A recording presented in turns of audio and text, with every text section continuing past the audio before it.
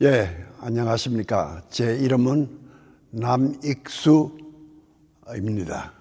제 나이는 저는 1933년생이고 제가 미국에 온 해는 제가 22살 때 1955년도에 유학으로 미국에 왔습니다. 사실 1955년도 그때는 전쟁 막 이후라 먹을 것이 없어서 고생할 만큼 고생이 심했습니다.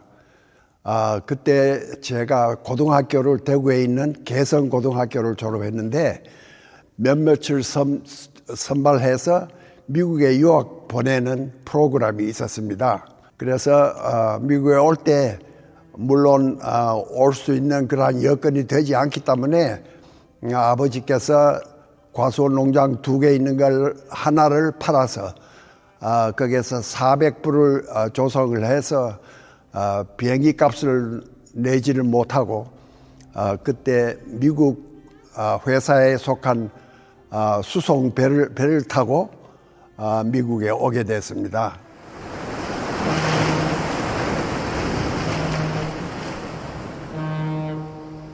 그때 배를 탈 때 미국에 유학 오는 학생 5명이 배를 같이 탔습니다. 그런데 저는 첫 저녁에 음식을 먹고 난 후부터 배머리를 앓기 시작해서 미국에 오기까지 14일 동안 음식을 한 번도 먹지를 못했습니다. 그래서 오렌지 주스만 얻어먹고 겨우겨우 연명해서 미국에 도착했습니다.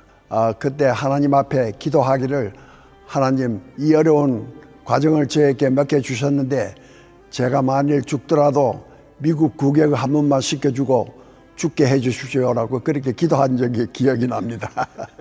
그래서 이제 사실 제가 지금 이거 갖고 있는 것이 미국에 올 때 가져온 제 여권이에요. 이게 옛날에 이승만 박사가 대통령 때 그 이후에 이승만 박사 이후에 그때 잠시 장면 박사가 나라를 책임지고 있었을 때 그때 제가 이 여권을 갖고 미국에 왔습니다.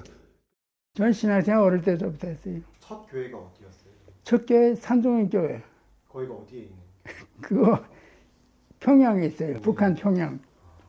이게 왜냐하면 제 고향이 평양이기 때문에 이게 피난 내려와서 거기에 저녁에 우리가 예배 보는데 수도국 사람이 이게 수도과에서 일하는 사람 술 먹고 와서 밤낮 행패 부리는 거예요.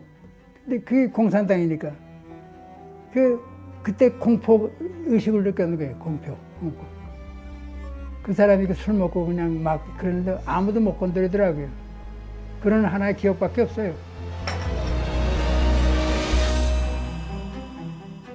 비자문들이 그렇게 힘들지 않았어요. 왜 그러냐면 그때 벌써 완화되기 시작하고 한 1년 후서부터는 그냥 무더기로 한국 사람들이 들어오기 시작하더라고요. 볼티모어에 이 노동자들 이렇게 막 들어오고 그랬어요, 그때. 이름은 김기영입니다. 예. 그리고 미국에 도착한 거는 1969년 6월 9일입니다. 나는요, 6.25 사변 일어나 1950년대 6.25 사변에 일어났을 때 내가 초등학교 학생이었어요. 나이가 10살이었다고요. 근데 아버지는 서울에 갇힌 거예요. 그래서 며칠을 숨어 다니다가 결국은 이제 그 고자지라는 사람들이 있어요. 그래서 이제 결국은 그 사복 입은 사람들이 와서 이렇게 모셔가는 걸 내가 보는 거 봤다고요. 그게 아버님 마지막 본 거예요. 그때는 우리 생각에는 곧 아버님 다시 우리가 만날 수 있으리라. 10살 때. 그리고는 지금까지 못 본 거예요. 이민을 온다고 해서 미국에 온 것이 아닙니다. 그러면 왜 왔느냐? 사실은 미국에 공부하기 위해서 온 거예요. 71년도인가 2년도에 제가 그때 샌프란시스코에 있었는데 미주 교포 사회에서 단체를 만들었는데 처음으로 정치라는 그 단어를 사용해서 만든 단체가 처음이에요, 그게. Korean American Political Association, 카파 약자로 해서 그거를 샌프란시스코에서 결성을 했다고요. 그 탄생할 때 내가 최연소로 거기에 같이 가담을 하게 됐다고. 저 같은 경우에는 김포공항에서 떠났어요. 그때 당시에는. 그래서 김포공항에서 출발해서 미국에 제일 먼저 도착한 데가 시애틀이었었는데 아마 그때가 지금도 그러겠지만 시애틀은 이제 비가 좀 많이 오는 데서 대라는 곳이기 때문에 아마 제가 유리창 너머로 이렇게 비가 왔던 기억이 좀 나는 것 같고 그때 당시에는 시애틀에서 그 영주권을 그 자리에서 줬어요. 그 당시에 70년대 중반쯤에 미국으로 이민 간다는 게 좀 특별한 케이스여가지고 나름대로 많은 생각도 하고 왔는데 막상 미국에 오니까 생각하고 많이 다른 거예요. 언어가 안 되고 또 운전을 못하고 그런 다음에 70년도 중반이니까 제가 거기 도착한 동네는 한인들이 없어요. 그래서 굉장히 좀 힘든 시간을 가졌어요. 이렇게 살아서는 안 되겠다는 생각이 들어서 여러 방면으로 이제 알아본 결과 그때 당시에 이제 월남전이 끝난 지가 몇 년이 안 되어 있어가지고 미국도 징병제에 있다가 지원제로 바뀌었어요. 그래서 군대 이제 지원해서 보니까 이제 그 군인들 그 모집하는 모병인이 집에 찾아와가지고 그분하고 간단한 대화를 이제 이모님과 더불어서 대화를 좀 나누고 가서 나름대로의 그 군대 들어가기 전에 시험 보는 적성 테스트를 보라고 그러더라고요. 그래서 보고 뭐 합격이 됐다. 어려서부터 태권도를 했었는데 태권도를 하면서 그냥 막연하게 꿈이 태권도를 이용해서 내가 선교를 한번 해보겠다 그런 꿈을 가지고 있었는데 오랫동안 태권도장을 운영하시는 분이 한국 사범을 찾고 있다. 그래서 그렇게 연락이 돼가지고 제가 17년 전에 태권도 일을 하러 여기에 학생 비자를 가지고 오게 되었습니다. 그러니까 일단 미국 온 자체부터가 정말 저는 되게 식상할지 모르겠는데 하나님의 은혜예요. 정말 제가 목회자 자녀로서 개척교회 아버님이 오랫동안 하셔서 되게 조그만하고 물론 이제 재정적으로 힘든 상황이었고 미국이란 거는 솔직히 꿈을 못 꾸죠. 가고 싶어도. 왜냐면 이제 물질적으로 이렇게 서포트 할 수 있는 상황도 아니고 하니까. 근데 그 친척을 통해서 그 관장님께 미국에 있는 관장님께 연락을 받았을 때는 오고 싶으냐? 그래서 관심은 있습니다. 근데 동생과 같이 가고 싶습니다. 혼자는 자신이 없습니다. 관장님께서 와라 둘 다 이렇게 하셨길래 알겠습니다. 근데 돈이 없습니다. 솔직하게 말씀드렸거든요. 돈이 없습니다. 그래? 내가 $10,000 보내줄 테니까 그걸로 준비해서 와. 그래서 저를 생판 모르는 사람인데 $10,000 그냥 보내주셨어요. 송금을 해주셨어요. 주시고 이걸로 유학원 등록해서 비자 수속 다 마치고 비행기까지 다 해서 그냥 와. 이렇게 돼서 미국을 오게 된 거예요. 그래서 이것도 하나님의 은혜죠, 정말. 그러니까 하나님이 만나게 해주신 분인 것 같아요, 그분은. 그래서 그분 밑에서 정말 열심히 저도 성실하게 일을 했어요. 10년 정도 일을 하게 됐을 때 이제 결혼을 하게 되니까 이제 관장님께서 내 밑에서 열심히 일을 했으니까 도장을 2개 가지고 계셨는데 3개 가지고 계셨는데 하나를 너한테 주겠다. 그래서 지금 현재 가지고 있는 도장도 저는 제 돈이 1불도 안 들어갔어요. 그냥 주신 거예요, 저한테. 그래서 그것도 하나님의 은혜고 전 제가 한 게 아무것도 없습니다. 저는 일만 했어요. 일만 하고 그냥 주어진 상황에서 최선을 다하고.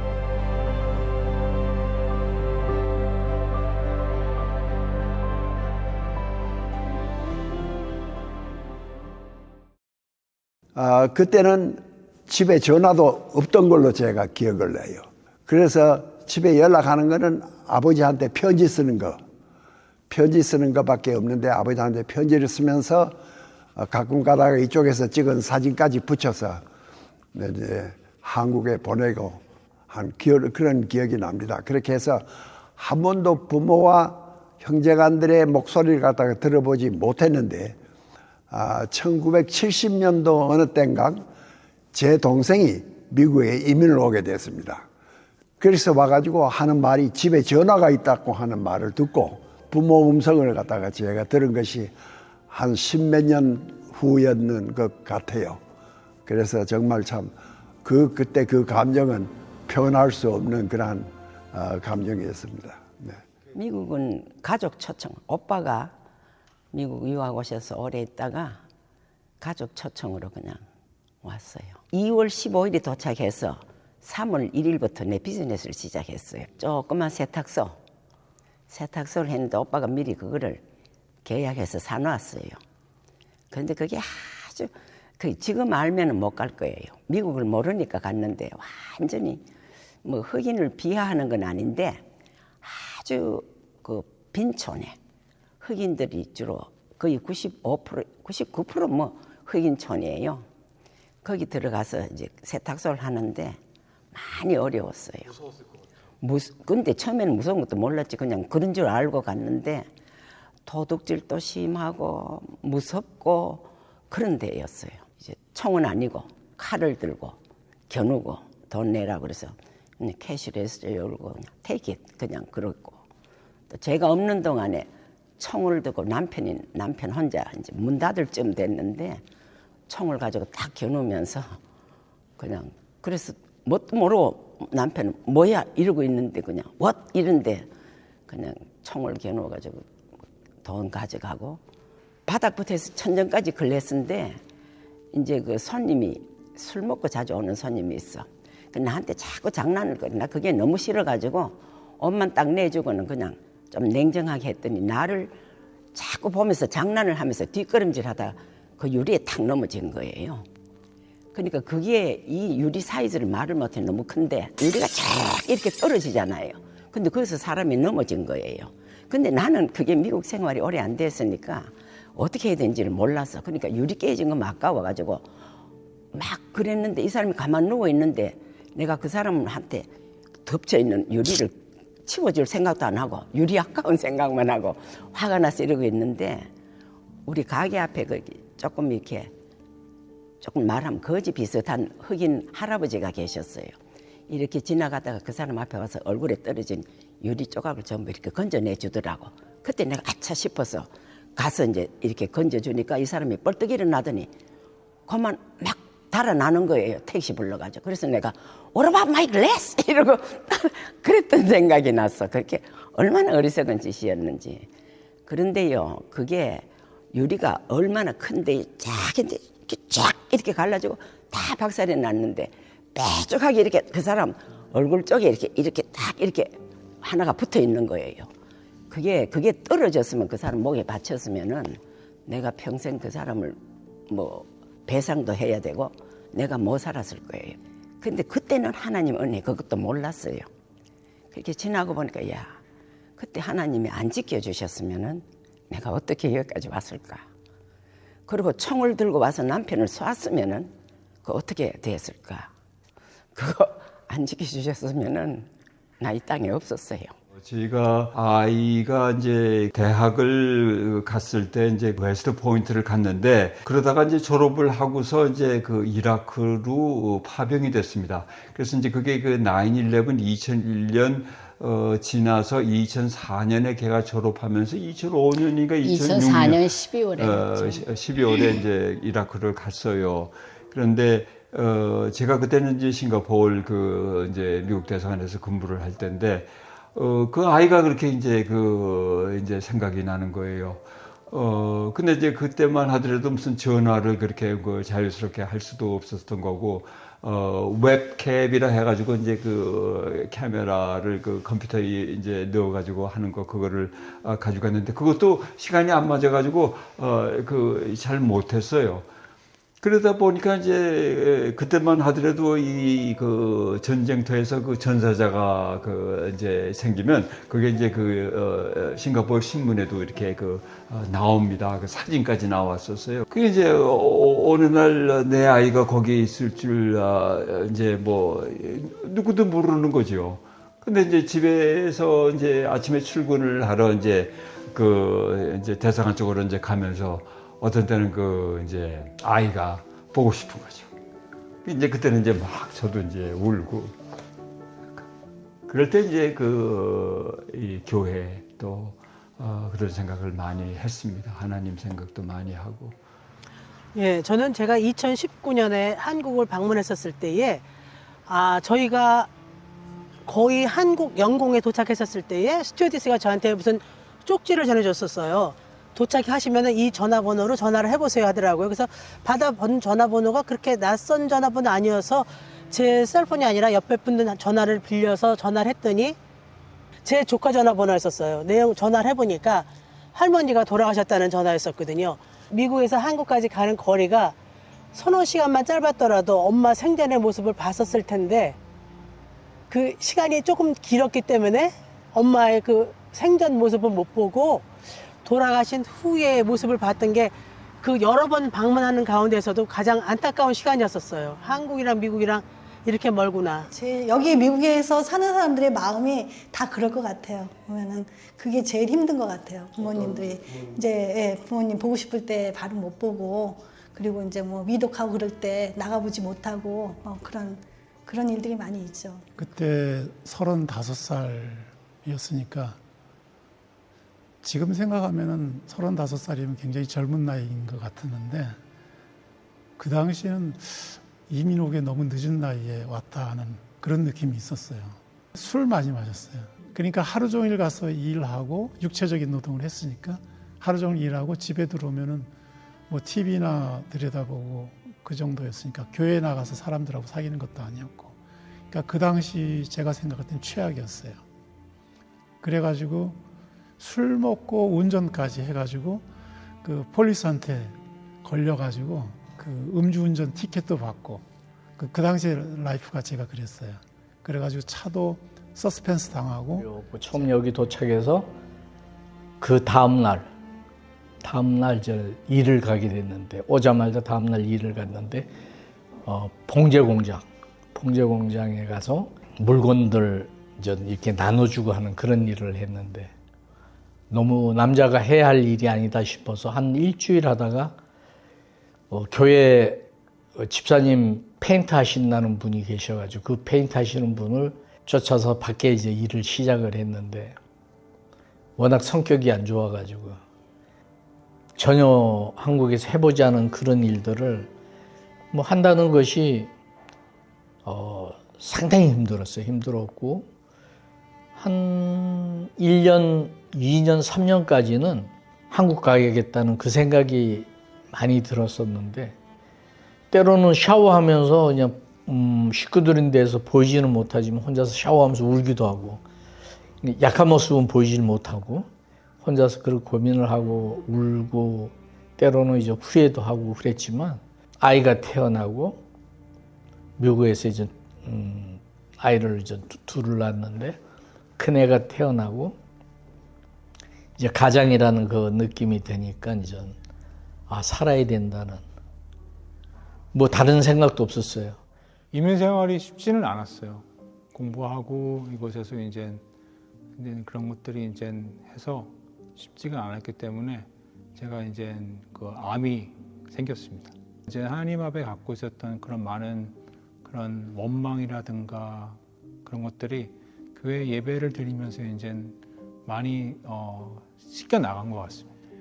그때 저희 아파트에 살 때인데 이제 새벽에 잠을 깨서 이제 첫째가 좀 깐난 애기니까 울어서 이렇게 잠을 깨서 제가 이제 부엌에 가서 뭐가 먹을 게 있나 아이가 냉장고 문을 딱 열었는데 그 안에 뭐 먹을 게 없었던 거죠. 그러니까 물, 그러니까 제가 해줄 수 있는 게 없구나. 그러니까 뭐 힘들어 울고 있는 애가 먹을 것도 없어서 이렇게 그런 생각이 너무 많이 들면서 그 냉장고 열었을 때 그 순간이 저에게는 진짜 가장 힘들었던 순간이 아니었나. 그 해에 저는 그때 마음이 되게 약간 이렇게 근데 100%의 확신을 가지고 어차피 좋아질 거니까 라는 생각이 있었어요. 그 해에 영주권이 나왔고 저희 아이가 태어났고 제가 이제 비즈니스를 오픈을 한 거예요. 그러니까 이렇게 막 되게 당시에 정말 그때 진짜 정말 어땠냐면 쌀을 사야 되는데 고민을 했어야 됐었어요. 그렇게 왜냐면 비즈니스를 오픈해서 그때 정말 거기다가 저희가 몰빵이라고 해야 되나? 그러니까 미국에 와서 여기서 살자고 한 순간부터 계속 약간 도전해야 된다는 생각으로 살았거든요. 그래가지고 저는 그 마음이었죠. 힘들었을지 몰랐어요. 제가 이제 한 25년 전쯤에 유방암을 진단받아가지고 이제 한쪽을 이제 도려냈어요. 그래서 그때 굉장히 힘들었는데 그래도 저는 이렇게 꿋꿋하게 잘 이렇게 정말 다닐 거 다 다니고 다 이렇게 가발 쓰고 다 했어요. 그래가지고 그거를 진짜 잘 이렇게 이겨냈는데 바로 얼마 전에 또 남편이 대장암 진단을 받은 거예요. 그래서 하나님한테 왜 한 사람이 암에 걸리기도 쉽지가 않은데 왜 우리는 부부가 다 이렇게 암에 걸려서 힘들게 하십니까? 그렇게 어려움이 있었고 또 뭐 경제적으로도 또 어려웠을 때도 있고 근데 저희 남편하고 저하고의 모토가 뭐냐면은 하나님은 시련을 견딜 수 있는 시련을 주시더라고요. 그거 견디지 못하는 시련은 안 주세요. 누구한테나. 그렇게 생각을 하면서 이제 모든 게 이제 지나간다 그렇게 생각을 하니까 모든 문제가 쉽게 풀려요. 이제 제가 미국 와서 항상 일찍 직장에 출근했어요. 제가 집에서 한 4시 반 정도에 나갔어요. 새벽 4시 반 정도에 나가니까 상당히 일찍 나가니까 이제 피곤해서 한 번은 그 고속도로 여기서 495번인데 고속도로에서 엑시스로 나가려고 4차선에 있었는데 딱 눈을 뜨니까 제가 가운데 그러니까는 상대길하고 가운데 블락해 놓은 그 돌에 받기 일보 직전이었어요. 일보 직전이었는데 그때 눈을 딱 떠가지고는 제가 그 운전대를 확 돌려서 아마 몸체에는 살짝 부딪힌 그런 경우가 있는데 저는 어떻게 생각을 하냐면은 저는 나를 보호해주는 천사가 있다고 생각을 해요. 그렇게 믿어요. 근데 천사가 그 순간에 나를 깨워서 그런 일들이 그러니까 교통사고를 한 2번 정도 있었는데 뭐 안전하게 그렇게 갈 수 있었던 경험도 있었고 하는 비즈니스도 사실은 하나님께서 그 모든 시간을 딱딱 맞춰 주셔가지고 하나님께서 저희에게 그냥 거저 주셨어요. 저희가 가질 수 있는 그런 상황이 아니었는데 제가 이제 캔사스 자대를 받아서 거기서 근무를 하고 있는데 어느 날 레드크로스에서 연락이 왔다고 부대원이 불러서 찾아갔더니 내용인즉은 제가 이제 군대 들어가면서 제 동생한테 2살 어리니까 동생한테 야 내가 이제 군대 가서 자리 잡으면은 그때 어떻게 보자. 제대하고 와서 이제 뭐 직장 잡고 이렇게 동생을 잘하고 이제 어머니를 보살펴라 그랬더니 이 동생이 암에 걸려서 수술했다는 거예요. 근데 어머니는 영어 못하고 그래서 레드크로스에서 저에게 와서 동생을 보살펴야 된다 그래서 군대에서 그거를 승낙을 해줘서 어머니 사시는 동네 그 주변에 미군 부대가 있어서 정근을 그쪽으로 갔어요. 가서 낮에는 어머님이 동생을 보살피고 저녁에는 이제 제가 부대에 가서 근무하고 돌아와서 동생을 보살피고 의사들 만나고 이런 식으로. 근데 결국은 동생이 죽었어요. 한 2년 있다가 죽고 그 바람에 이제 저희 어머님은 2 아들 때문에 미국에 왔는데 와서 딱 3년 만에 이제 동생이 21살 때 이제 죽었는데 그렇게 죽고 나니까 저희 어머님이 굉장히 힘들어하셨어요. 정말 미국 생활 그 자체가 어려웠어요. 워싱턴에서 일을 하면서 하다가 사업을 시작했어요. 그때 한창 한국에서 가발 사업이 성황할 때에 가발이 외국으로 수출 이렇게 하는 그 과정에서 저도 그 가발 사업에 뛰어들게 되었습니다. 가발을 사서 자동차 뒤 트렁크에 넣어서 돌아다니면서 가발을 파는, 심지어는 보너스아이레스 아르헨티나까지 가가지고 가발을 판 경험이 있습니다. 가발 그 번 돈을 전부 다 뺏기기는 했지만은 그렇게 좀 어려운 일을 많이 당하면서까지 가발 사업을 갖다가 시작을 한 거죠. 그때 커뮤니티 칼리지에서 크리스마스 시즌에 그 여러 나라 분들이 모였었거든요. 굉장히 다민족이었는데 그때 선생님이 우리가 팔락으로 음식을 한 가지씩 해와가지고 같이 식사를 하자고 했는데 그 팔락이 뭔지를 몰라가지고 이게 뭔가 주변 사람들한테 물어보고 다른 분들한테 교회 가서 물어보고 해가지고 이게 이런 거였구나 하는 걸 나중에 알고 웃었던 적이 있어요. 전화 벨 소리가 제일 겁났어요. 영어를 못하니까 어떻게 대답할 줄도 모르고 그러니까 아주 그게 제일 무섭더라고요. 그리고 아주 전화번호 소리가 싫고요. 가만히 들어보고선 모르는 영어로 막 하게 되면 못 알아듣겠어서 여기 슬쩍 놓고 그랬어요. 제가 나이트클럽을 했어요. 근데 주위에서 술 장사 아니면은 뭐 여자들 이렇게 액세서리나 뭐 이런 여자 용품 장사를 하면은 돈이 남는 거라고 이렇게 이제 주위에서 많이 얘기하거든요. 근데 술 장사를 하면 돈을 번다. 근데 이제 뭐 그 얘기가 꼭 맞는 얘기는 아니겠지만, 나이트클럽을 하면 돈을 좀 벌 것 같은 생각이 들더라고요. 근데 이제 그걸 해서 한 5개월 만에 망했어요.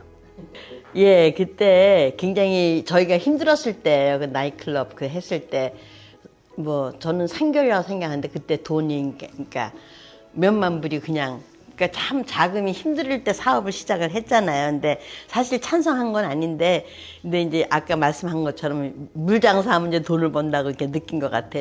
저는 그러니까 제가 처음에 미국에 왔을 때, 젊었으니까 그때는 참 힘들었지만 잘 살았던 것 같아요. 18살에 제가 미국에 왔거든요. 굉장히 힘들었던 때가 처음에 몇 년이 제일 힘들었어요. 왜냐면 혼자 왔기 때문에 식구 항상 보고 싶고, 처음에 왔을 때 제일 먼저 달려갔던 게 우체통이었었어요. 혹시 한국에서 어떤 소식이 왔었나, 좋은 소식이든 하여튼 누군가 굉장히 그리웠어요. 식구가 없었으니까, 저 혼자 왔었으니까. 그래갖고 10년 후에 식구들이 왔었어요. 그러니까 그 10년 동안이 굉장히 힘들었고, 그다음에 지금 하는 비즈니스는 이제 노인 비즈니스를 하고 있는데,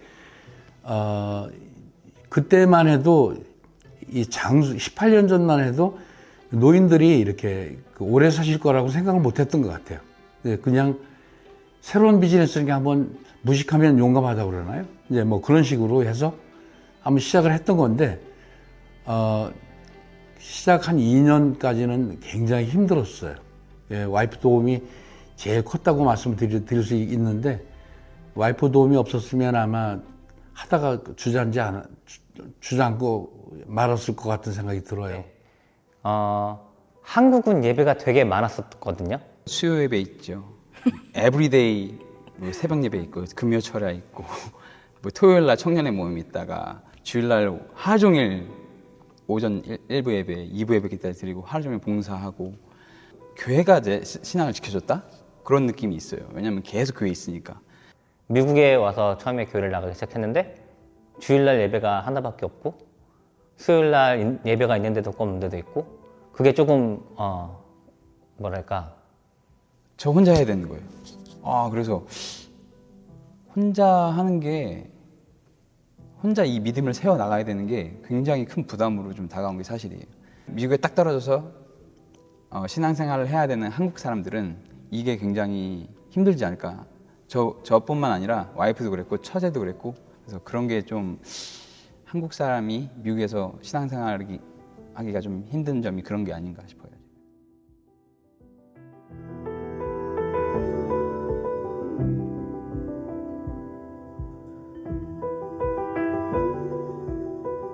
처음에 왔을 때는 일을 해야 되니까 옆에서 이렇게 많이 도와주는 사람들이 있었어요. 예, 교회에서 내가 교회를 나가니까 교회에서 많이 조언을 해주시고 어떻게 하면 되겠다는 걸 많이 조언해서 그때서부터 일을 하면서 이제까지 이렇게 온 거죠. 교회에 오면은 이제 같은 언어를 쓰는 한국 분들을 물론 많이 만날 수 있고 교회에 와가지고 같은 사람 한국인들끼리 모여서 교제하고 또 신앙생활 하는 데는 참 좋은 것 같아요.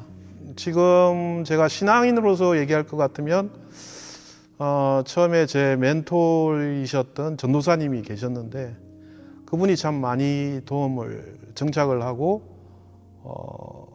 생활을 하는데 많은 도움과 많은 사랑을 주셨습니다. 그때 처음 미국에 도착해서 여러 가지 언어적인 문제라든지 생활적인 문제라든지 어떤 환경적이라든지 여러 가지 문제가 많았었는데 그분을 통해서 많은 도움을 받고 그분을 통해서 많은 어떤 신앙적인 어떤 멘토로서의 어떤 가이드라고 그러나 가이던스를 많이 받아가지고 예를 들어서 우리가 집을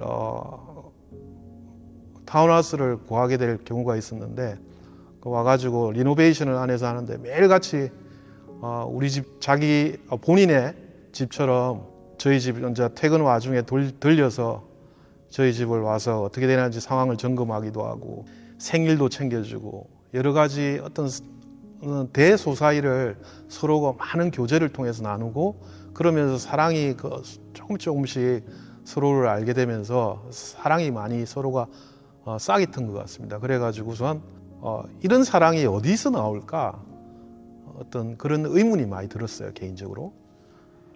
미국에 이민 온 사람들은 그런 얘기가 있습니다. 공항에 누가 픽업을 왔느냐에 따라서 그분의 교회에 출석하게 된다. 그런 말이 옛날에 많았었는데 요즘은 이제 조금 달라졌죠. 그 당시에 저를 픽업한 사람은 미국에 저보다 한 10여 년 먼저 온 저희 매형과 누님이 계셨어요. 그래서 저희도 자연스럽게 누님과 매형이 나가는 그 한국인 교회에 가서 같이 신앙생활을 하기 시작했는데 많은 부분에서 그 교회에 다니는 저보다 먼저 이민 오신 형님뻘 되는 사람들, 그런 사람들의 조언을 참 많이 듣게 되어서 저희 이민 생활에 큰 도움을 얻었습니다. 제가 상당히 그전에는 성질이 급하고 또 남이 나를 이해해 주지 못하는 그런 부분에 있어서 굉장히 짜증을 내고 나를 이해해 주지 못하는 것에 대해서 신경질도 부리고 짜증도 내고 화도 내고 그런 성격이었는데 그 예수님을 만난 이후로는 스스로 그런 걸 많이 자제하게 되고 성격이 좀 많이 부드러워진 것 같습니다. 전적으로 다는 아닌 것 같은데 부분적으로. 그때는 이제 체네즈 레스토랑을 같이 했었는데 조지타운에서 그걸 하면서 2개를 같이 했었는데 거기서 나이트클럽이 망하면서 이제 다른 비즈니스 다 접었죠. 이제 그러고 나서 집에서 한 몇 개월 쉬고 있는데 어떤 친구가 덴탈랩을 하는데 자기 좀 도와달라고 말은 도와달라고 그러는 거예요. 근데 그게 아니고 나와서 일을 할 수 있겠냐. 그래서 거기를 나가서 일을 하는데 이 친구가 그 찬양팀에 있는 사람이었어요. 그래서 맨날 출근해서부터 퇴근할 때까지 듣는 게 찬양이었어요. 찬양을 들으면서 이제 교회를 나갔는데 와이프가 저보다 이제 교회를 한 6개월 정도 먼저 나갔는데 사람들이 다 알고 있더라고요.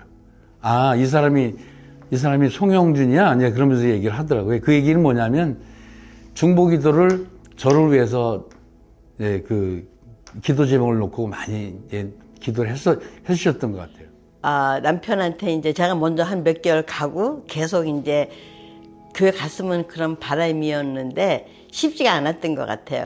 제가 느낀 거는 아는 분한테 기도 부탁을 많이 했던 것 같아요. 저희 남편을 위해서 기도해달라고. 미국에 들어와서 신앙생활을 할 때는 하나님이 나한테 정말로 원하시는 게 무엇인지 저는 그전에 저의 삶은 한국에서 사실 뭐 어려움이나 뭐 부족함이 전혀 없었거든요. 그래서 그런 거에 대한 갈급함이 없었는데 다시 미국에 와서는 하나님이 진정으로 원하는 성공이란 무엇일까? 그냥 사람들이 원하는 성공이 하나님이 원하는 걸까? 라는 거에 대해서 좀 깊이 생각을 하게 됐던 것 같아요.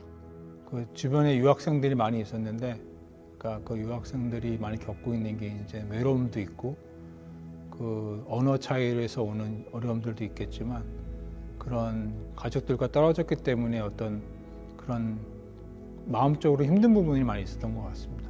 근데 신앙이 있게 되면은 정말 하나님께서 삶을 인도해 주시고, 그리고 제일 중요한 게 아마 교회 공동체가 있어서 청년부라고 하는 그곳에서 이제 나 말고도 나 똑같이 이제 어려움들이 있고 나보다 더 힘든 사람도 있고, 근데 그런 사람들을 보면서 이제 공동체 안에서 하나가 됐던 것 같습니다. 그런 분들이 도움이 되는 것 같습니다.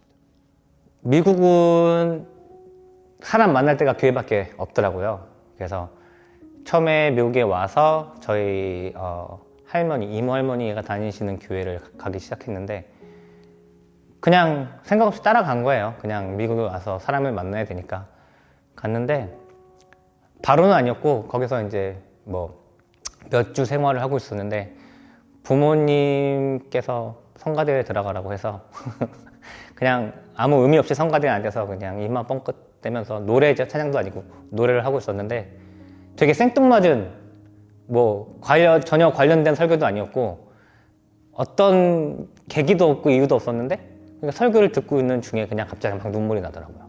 이유도 모르겠어. 아직도 모르겠고 왜 그런지도 모르겠는데 그냥 막 눈물이 나기 시작했어요. 그냥 성가대에 앉아 있는데. 제가 신앙에 접한 계기는 제 남동생.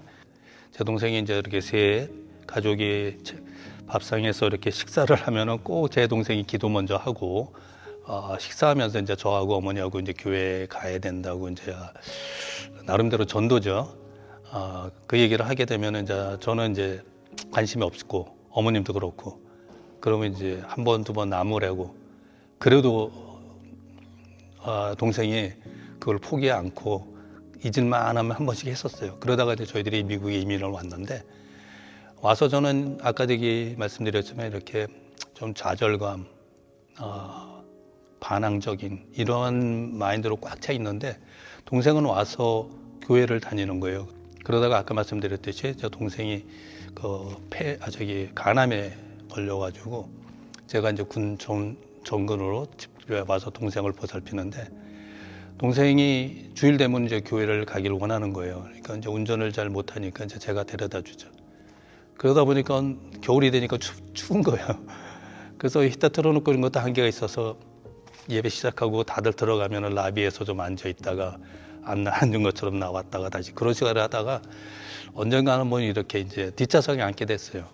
그래서 이제 동생도 기뻐하고 그러는데 그런 와중에 동생이 이제 집에 아파서 있으면은 교인들이 오셔서 와서 기도도 해주시고 또 먹을 것도 갖다 주시고 집안도 좀 청소해 주시고 생전부지 알지도 못하는 분들인데 동생이 아픈데 저도 마음이 아픈데 그분들이 와서 합심기도 이렇게 해주시면서 눈물을 보이면서 우시는 분들이 보는 거예요. 그러니까 저한테는 그게 충격이에요. 그런 모습을 보고 무엇인가 다른 면이 있구나. 그래서 이제 동생 옆에 앉게 되고 말씀 듣기도 하다가 말씀 중에 졸기도 하고 뭐 여러 가지 있지만 시작은 저는 이제 동생을 통해서 교회에 접하게 됐고 제 동생이 이제 생명이 거의 끝날 쯤 되면 이제 병원에 들어가서 임종을 좀 맞이하는 시간인데 이제 교회 분들 목사님하고 이제 여러 권사님들하고 저희 이제 어머님하고 저하고 이렇게 삥 둘러서 이제 예배를 드렸어요. 임종 예배를 드렸는데 동생이 이제 그때 당시에는 이제 말도 못하고 배도 막 이렇게 나오고 근데 이제 저희 목사님을 이제 부르시는 거예요. 근데 거의 이제 뭐 호흡하고 살아낸 시간이 얼마 안 된다고.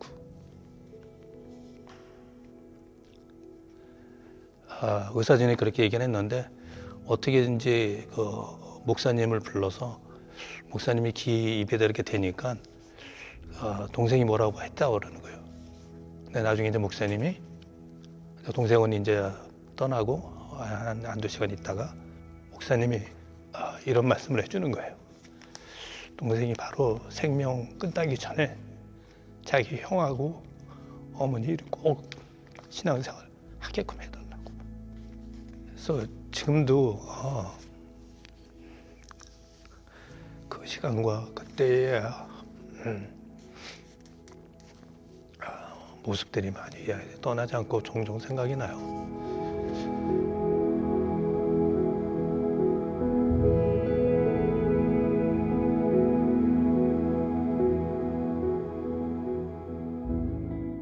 우리가 오기 전에 시아버님이 미국 가면 워싱턴 지역에 정용철 목사님이라고 목회하시는 데가 있다.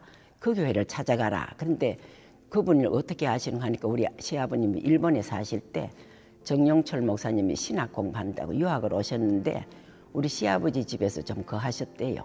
그 하숙 비슷하게.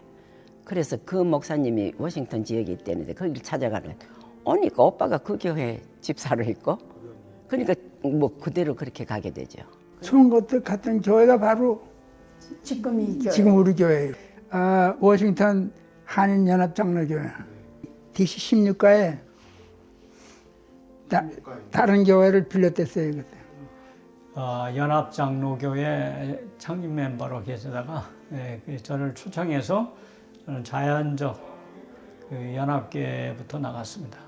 첫날 미국에 도착하자마자 이제 일터로 가서 그날 지나고 그날 금요일 날에 왔거든요. 그래가지고 토요일 날 새벽 기도에 갔다가 또 청년회 모여서 이제 성경 공부하고 그렇게 시작해서 너무 좋았고 그때 당시에는 교회가 DC에 있었어요. 16가 제6장로 미국 장로교회인데 초창기에는 이 교회가 몇 안 되는 이집 워싱턴 지역에 몇 개 안 되는 그런 교회 중에 하나였잖아요. 그렇기 때문에 이 지역에 사는 사람들에게 굉장히 많은 도움을 줬던 것 같아요. 그래서 한인봉사센터니 뭐 이런 그런 것들을 세우고 또 지역 주민들이 어떻게 하면 미국 생활에 이민 생활에 잘 정착할 수 있는지를 염려하며 도와주는 그런 교회였어요. 그래서 이 교회가 해던 역할이 굉장히 컸었고요. 지금 이제 55주년이 지났는데 그동안에 수없이 많은 어려움을 겪고 지금까지 온 교회거든요. 16가에 있는 교회를 두 교회가 같이 건물을 쓰면 어떠냐. 그렇죠. 두 개 쉐어해서 하면요. 이 그레이스 처치가 점점 교세가 줄어들었어요. 그래서 나중에 노인들만 남았다고요. 그러니까 이제 노예에서 이건 도저히 이게 교회가 좀 말하자면 서바이브하기 어렵겠구나 해서 여자 목사님을 보냈어요. 그레이스 목사, 여자 목사님 여기 있고 이철수 목사는 저쪽에 있었고. 그래서 아까 얘기했지만 서로 마음이 안 맞아가지고 이철수 목사가 와가지고 그레이스 목사가 있으면 가버리고. 노예에서 일종의 지령 아닌 지령을 보낸 거예요. 당신은 그 교회에 가서 목회를 하면서 교회 문을 닫는 수순을 밟아라. 그럼 남는 건 우리 한국교회만 남을 거 아니에요? 그러니까 연합교회 보고 뭐라고 그랬냐면은 이 교회를 어프레이즈를 해보니까 그때 당시에 650만 불이 나오는데 그레이스 처치가 반이다 이거예요. 연합교회가 반이 있었다 이거예요. 연합교회가 다 쓰려면은 그 반인 325만 불을 내놔라 이거예요. 그러면은 이 교회가 다 연합교회 거다 이거예요. 근데 말도 안 되죠, 그죠? 그럼 뭐냐? 대안이 있다 이거예요. 그게 무슨 대안이냐? 노예가 소개해 준 은행. 그게 이제 샌디 스프링 뱅크인데 그 샌디 스프링 뱅크를 하여금 객관적으로 우리 교회를 진단해내서 우리 교회에 돈을 빌려주면 얼마나 빌려줄 수 있냐를 판단을 해서 몇 개월을 줬다고요. 그래서 결론이 나왔어요. 125만 불까지 빌려주겠다 하는 것이 은행의 결론이에요. 우리 노예 역사상 노예가 전체적으로 괴뢰한 거 통과시킨 안을 다시 리바이스해서 뒤집어 놓는 경우는 거의 없었어요. 다시 투표했어요. 우리가 이겼어요. 오케이. 우리 그럼 너희가 전에 이야기했던 125만 불, 그럼 그걸 하자. 근데 이제 하나 조건이 있다. 여기 교회 나가면 왼쪽에 조그만 집 하나 있죠? 그게 우리 교회 멘션이에요. 목사 사택이에요. 근데 그거는 따로 팔자 이거예요. 그래서 그거는 가져가란 말이에요. 네, 그래서 제가 이 이야기를 꼭 남기고 싶은 거예요. 제가 우리 교회 50년 역사에서도 한 줄은 썼다고요. 한 줄은 우리 교회에 대해서, 이 건물에 대해서. 이거 제가 우리 연합교회에서 제가 토탈해서 10몇 년을 쌓은 투쟁사예요.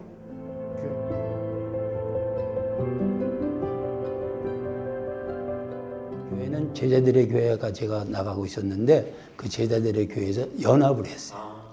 그래서 연합하는데 2011년도에 그 전에 있던 목사님하고 같이 여기 와가지고 연합해가지고 그때 당시에 제가 당회 석이었었어요. 그래서 여기 있는 당회원들하고 우리 당회원하고 같이 연합해가지고 안 되는 줄 알았는데 하나님 은혜 가운데 한 10개월 걸렸을 거예요.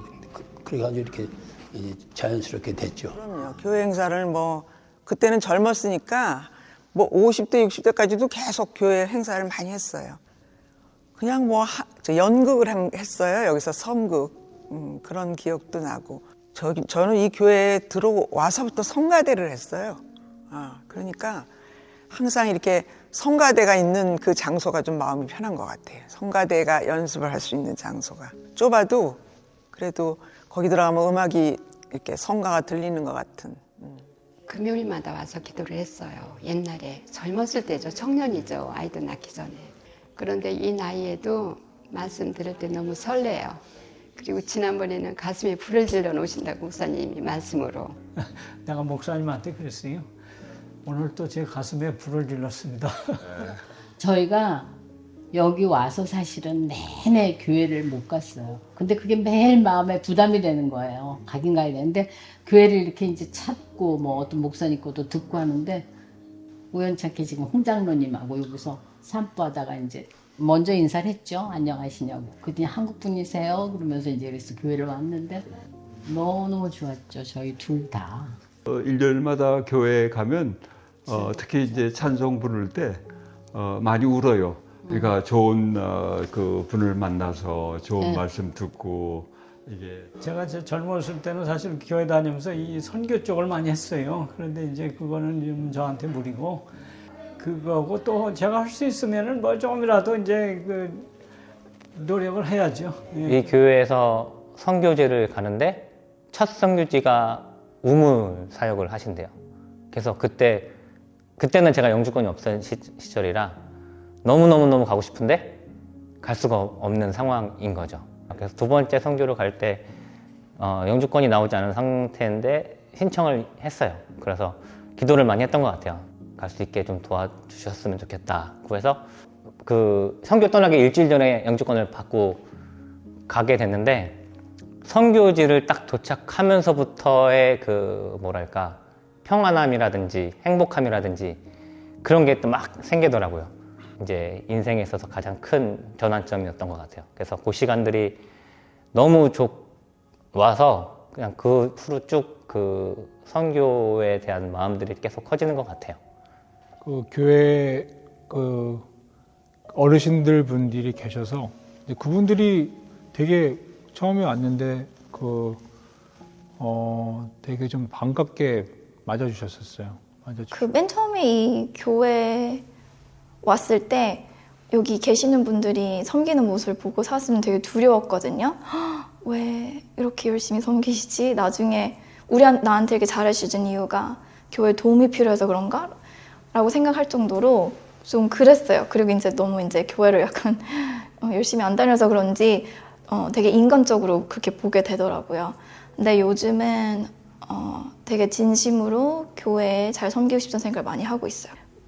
가끔 이제 막 저한테 막 과일을 싸주신다든지 뭐 반찬 싸주신다 그런 뭐 사랑 표현 그런 거를 보며 너무 감사하고 그래서 되게 더 부모님 같다는 생각도 들고 그렇거든요. 저 지금 여기에서 계시는 권사님과 장로님들처럼 신앙생활하고 사고 싶다는 생각을 사실 오늘도 운전하면서 했는데 저희 교회에 이제 새로 오신 분들도 많이 오지만은 이렇게 단기로 1년, 한국에서 1년 기간으로 오시는 그런 분들이 굉장히 많아요. 근데 그런 분들이 믿음 없이 왔다가 이렇게 저희 교회 성도님들의 또 도움과 또 그 신앙생활 하면서 예수님 만나고 그리고 한국으로 돌아간 케이스가 굉장히 많거든요. 그런 거 볼 때 뭐 계속 여기서 같이 신앙생활을 하지 못하지만 그래도 한국에 나가서 여기서 예수님을 만나서 또 한국에 가서 이제 신앙생활을 하시고 계시니까 그런 거 보면은 너무 기쁘죠. 일단 예배당이 너무 예쁘더라고요. 들어왔는데 아늑하고 스테인 글래스도 그 사이로 이렇게 빛이 들어오는데 너무 좋더라고요. 서로의 이제 친구들의 소개로 인해 가지고 만나서 이제 결혼을 하게 됐는데 그분은 기독교 가정에서 온 것이 아니라 불교 가정에서 왔습니다. 절 짓는데 도움도 많이 주고 한 그런 분이라고 제가 말을 들었어요. 그래서 이제 미국에 와서 보니까 자기 딸이 돈 없는 여학생하고 결혼을 한다는 말을 듣고 굉장히 좀 반대를 많이 했어요. 근데 반대해도 소용이 없으니까 이제 결혼은 하게 되고 그렇게 이제 그 할머니가 이제 미국에 이민을 오셔가지고 이제 저희하고 같이 살게 됐어요. 그래서 이제 주일날 교회 가는 일을 굉장히 언짢게 이렇게 생각을 하셨는데, 그래서 제가 너무나 완강한 분이었기 때문에 교회 같이 가자 하는 그 말을 갖다가 제가 못했습니다. 그래서 항상 기도 중에 장모님이 교회에 오기를 이제 그러한 글을 갖다 기도를 갖다가 하고 이렇게 했는데, 이제 언젠가 한 번은 남서방 나도 교회 같이 따라가면 안 되겠나, 그런 말을 하시더라고요. 그렇게 해서 같이 갑시다. 그때 해서 이제 장모님이 연합교회로 이제 오기 시작했습니다. 너무나 열심히 교회에 이렇게 다니시다가 권사 직분을 받았었어요, 정부님이. 그래서 너무나 감명이 깊고 감사해서 장모님의 전 재산을 털어가지고 교회에 선물을 갖다가 하겠다는데 뭐를 할까 이렇게 할 때, 그때 저게 스테인레스가 없었어요, 저 유리창이. 그렇게 성령 강림의 주제로 저 스테인레스를 그렇게 저 앞에 보면은 이름이 붙어 있는데 고수옥 권사님이라고 해서 저 이제 이름 저게 기념품이라고 해서 이름 적혀 있습니다.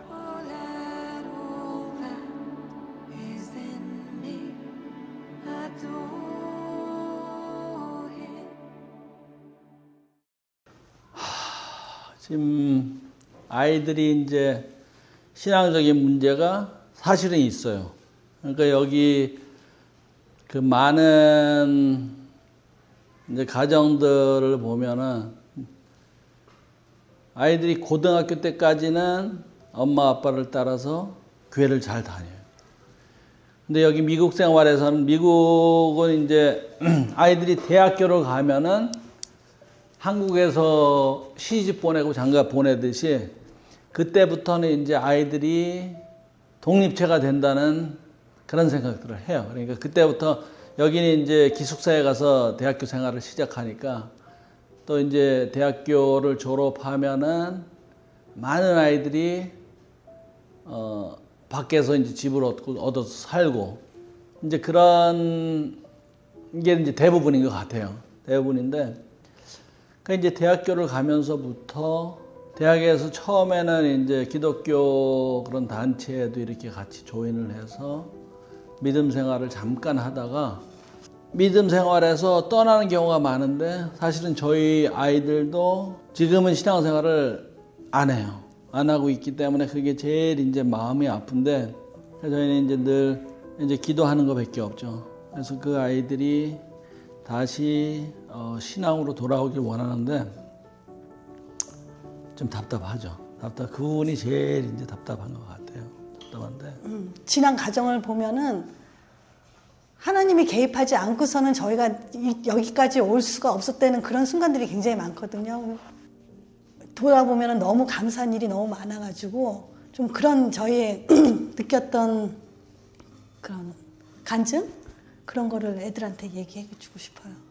그게 제가 한 가지 좀 조금 이렇게 리그레트하는 게 뭐냐,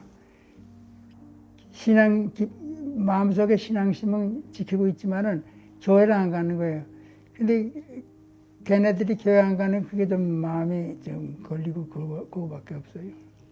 저도 우리 아들이 좀 교회를 이제라도 다녔으면 싶은데요. 그런 얘기 건네면 엄마 나 많이 바빠 그래요. 그런 애한테 자꾸 푸시할 수도 없고 그냥 놔두고 보고 있죠. 아이들이 성장을 해서 교회를 고등학교까지는 교회 신앙생활을 열심히 했어요. 찬양자로도 봉사를 하고 뭐 교회에서 아이들 그 중고등부 찬양팀의 팀장으로서도 섬기고 그런 모습을 보면서 했는데, 대학을 나오고 시집을 가서 아이를 놓고 살고 있지만은 우리 딸과 얘기하면서도 그런 얘기를 자주 하는 편인데, 근데 다행스러운 것은 뭐냐면 그 아이한테는 예수님과 하나님에 대해서는 그 사랑에 대해서만큼은 확고하게 있어요. 그리고 자기를 붙들어 준다는 걸 알고. 왜?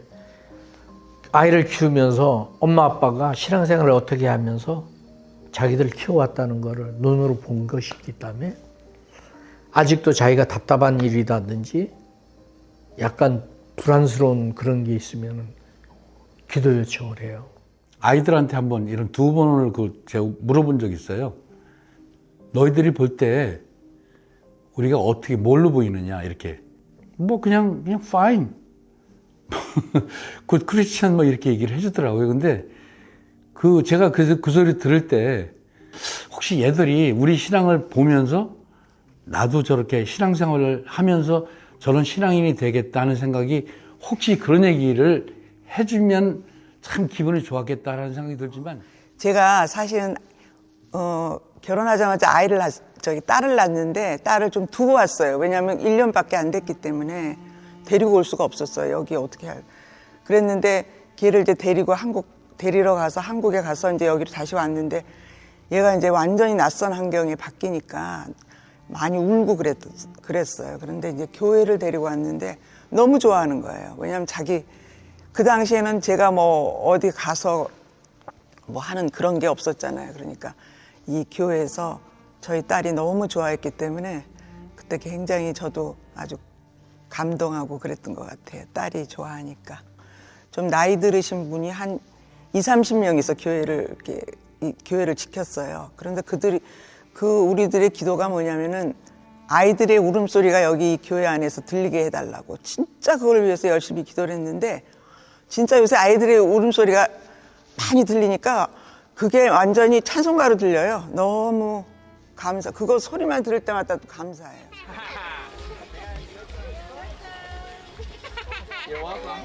이제 첫째 아이가 벌써 집에서 조금씩 영어 단어를 쓰기 시작해서 제가 이제 그 단어를 한국말로 고쳐서 다시 얘기해주고 하거든요. 좀 영어에 조금 더 가까워지고 이러면서 불안한 마음이 큰 거예요. 듣는 얘기들이 많으니까. 근데 한국어 공부를 집에서 또 가르쳐야 되는데 이게 가르치는 게 쉽지가 않은 거예요. 제가 한국에 나갔을 때 문제집들을 많이 사왔거든요.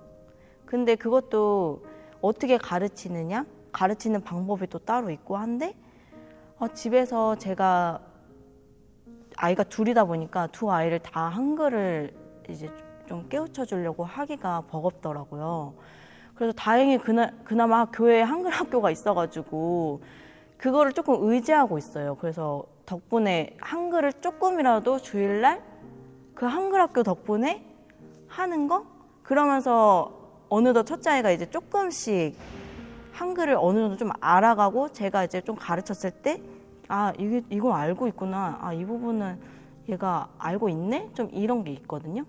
외부에서 실제로 그냥 교회를 찾는 목적 중에 하나가 자식들을 한글 학교 있는 학교에 보내려고 그런 분도 정말 있으니까 그건 되게 좋은 장점인 것 같아요. 저도 이제 부모님의 신앙을 보고 자랐기 때문에 저희 자녀들이 저를 봤을 때 정말 하나님밖에 모르는 엄마 아빠구나. 저희 교회는 저는 처음에 한글 학교로 알았어요. 그래서 한글을 일단은 무조건 알았으면 좋겠다. 그래서 이제 보내는데 한국 학교인 거예요. 한글도 물론 배우지만 여기는 또 이제 이렇게 한국 문화 뭐 배우기도 하고 이제 실험 뭐 이렇게 체험도 하고 이렇게 그냥 이제 한글을 배우기도 하고 하면서 좀 여러 가지를 접하더라고요. 근데 그런 부분이 저는 되게 도움이 많이 되는 것 같아요. 옛날과 제가 처음에 2001년도에 미국 갔을 때 그때 한국에 대한 개념이랑 지금 미국 사람들이 갖고 있는 개념이랑 많이 틀린 것 같습니다. 왜냐하면 그때는 한국 문화에 대한 자부심도 그렇게 없었던 것 같은데 지금은 뭐 K-팝이라든가 아니면 K-컬처 이런 것들이 오히려 미국 사람들한테 많이 알려졌기 때문에 저희 아이들이 이제 떳떳하게 자기가 한국 사람이라는 걸 말할 수 있는 것 같고 그리고 신앙생활은 저희들도 뭐 쉽지 않은 것 같아요. 저희가 아직도 고민하고 있는 문제고 교회에서도 의존을 하긴 하겠지만 저 나름대로도 이제 그냥 살아가는 모습 이렇게 교회에서 이제 엄마 아빠가 봉사도 하고 같이 있는 모습, 같이 찬양하는 것 통해서도 그렇고 가랑비에 옷 젖듯이 천천히 이제 애들한테 전수되는 것 같습니다. 이거 보고 얘기할까요?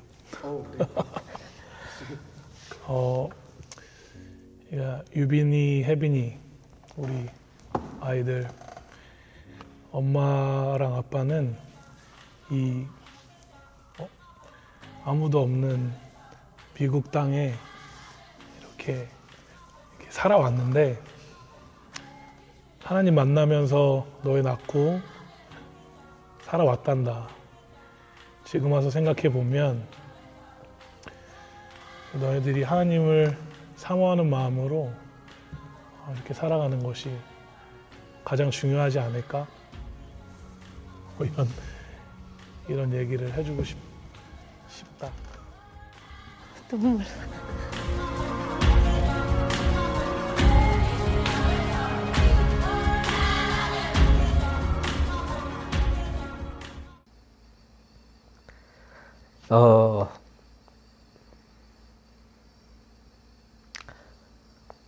은혜 받은 자로서의,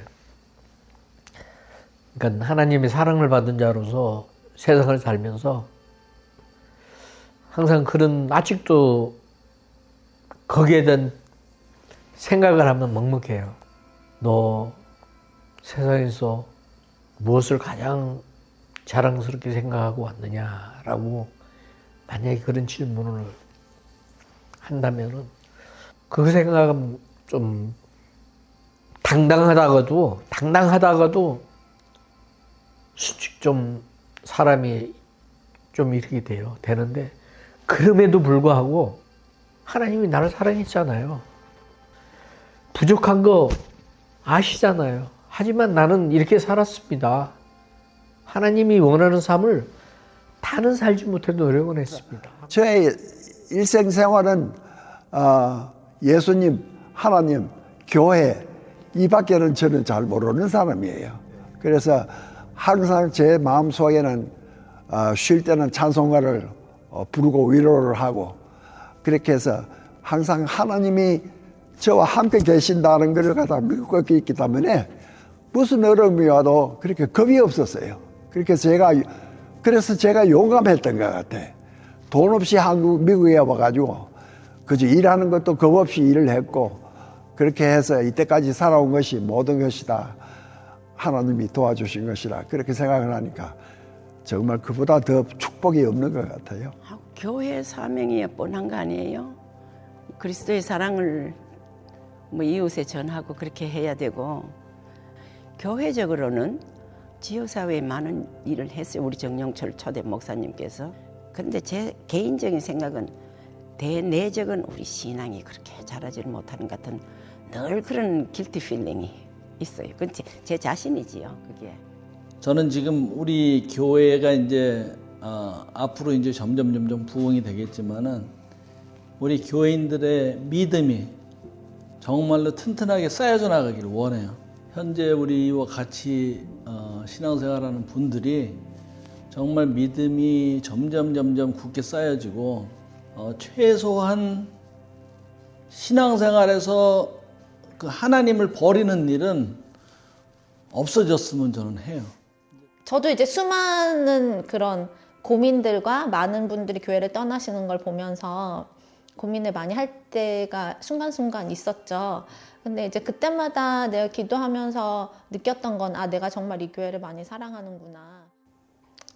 저의 미국에서의 신앙의 화두가 겸손이기 때문에 겸손히 하나님을 사랑하는 사람, 하나님이 기뻐하시는 교회, 하나님이 자랑스러워하시는 교회가 되는 교회가 됐으면 좋겠습니다. 용서라 그럴까? 그런 게 참 중요한 것 같아요. 예, 서로 양보, 서로 은혜, 그러니까 은혜가 아니면은 어떻게 할 수가 없잖아요. 그러니까 서로 그런 게 참 중요한 것 같아요. 그게 진대는 게 나쁜 게 아닌 것 같아요. 다 양보하고 저는 그렇게 사는 게 참 저한테도 편하고 성도로서 그게 서로 참 좋다 생각을 하고 있어요. 제 바람은 우리 교회가 이전보다도 훨씬 더 많은 영향력을 우리 온 그 이민 사회에 혹은 이 지역 사회에 영향력을 끼치면서 하나님께서 원하시는 그 소위 빛과 소금의 역할을 잘 이 교회도 다른 어떤 목적들이 많겠지만 개개인이 좀 사랑을 전달하고 서로가 아픔을 감싸주고 기쁨을 서로 나누고 그런 사랑적인 그 사랑을 베풀 수 있는 아름다운 우리 교회가 되지 않을까 저는 그런 생각이 듭니다. 지금 이 연합교회가 앞으로 이제 성장할 때에 지역 사회에 또 아니면 그 교인들의 그 이 아픈 데가 틀림없이 있을 거예요. 그거를 어떻게 했는지 좀 이렇게 그 감싸줄 수 있는 그러니까 더 전폭적으로 할 수 있는 그런 교회가 됐으면 해요. 저는 이 교회로 오면서 가장 기뻤던 게 매주 기대되는 예배였거든요. 그래서 이 예배당을 기대하는 마음으로 성도들이 왔으면 좋겠어요. 그런 교회에서 미국 외국 땅에서 신앙생활을 할 수 있는 분들이 많았으면 좋겠습니다. 그리고 저희 교회가 연합교회잖아요. 그래서 제가 느끼기에는 교회가 연합이 되어서 연합교회라는 이름이 아니라 아마 저희가 되어져야 할 그런 이름을 주신 것 같아요.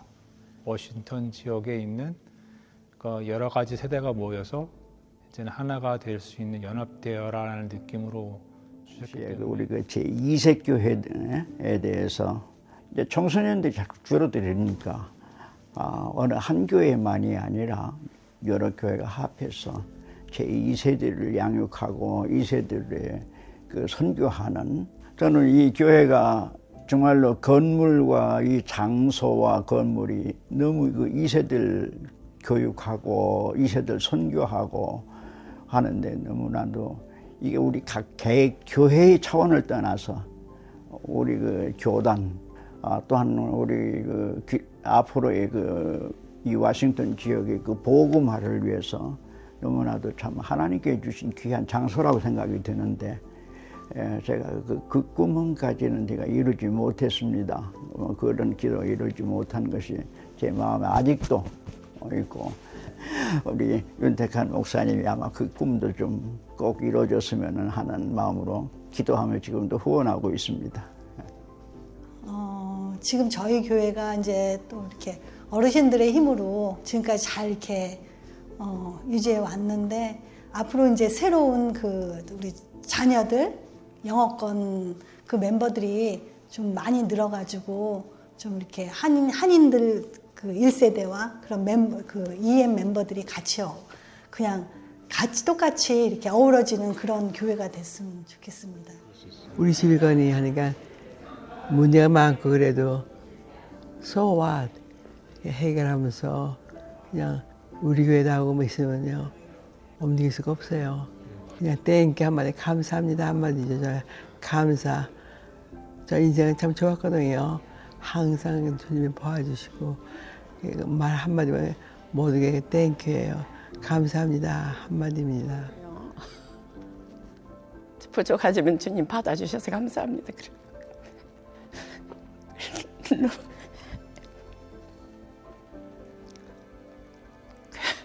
그냥 감사하다는 말밖에 할 수 없을 것 같아요.